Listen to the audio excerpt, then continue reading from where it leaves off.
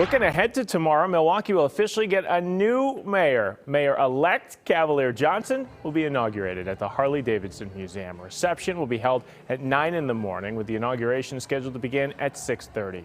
Once sworn in, Johnson will officially be Milwaukee's first black elected mayor. But in the first open race in nearly 2 decades, just 31% of Milwaukee showed up to pick the next mayor. Fox 6's Sam Kramer filed this report with a look at what this means for your elected leaders' accountability.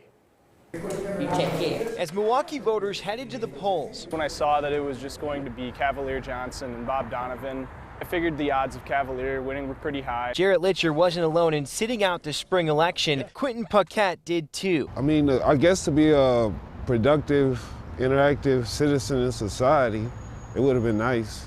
Yeah, but you didn't know about it. I didn't know about it. Aside from Cavalier Johnson's historic victory and margin of victory, the other headline was low turnout. To illustrate how registered voters participated in last week's election, we're going to use a demonstration using M&Ms. We have 100 of them in this bag, and each one represents 1% of registered voters. For former Alderman Bob Donovan, he earned nearly 9% of potential votes.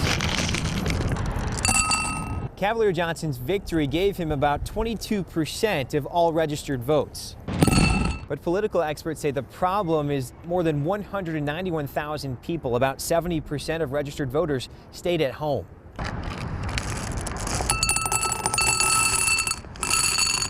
And unlike a bag of candy, experts say there's nothing sweet about low turnout. Elected officials have less of an incentive to be responsive to the voters that they represent. Marquette political science professor Philip Rocco analyzed the election results. He says turnout was better in areas with higher income, higher percentages of property ownership, and in areas with more white residents. Never any shame. But in comparing the two candidates, Rocco says it's clear Johnson did a better job of reaching voters all across Milwaukee. Even if turnout had been double what it was in the wards that Donovan won outright, and all of those votes had gone to Donovan, Johnson still would have won the election.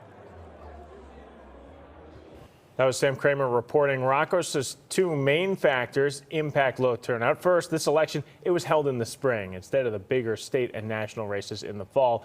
And second, he says local political parties and unions have smaller influence in getting out the vote than they once had. The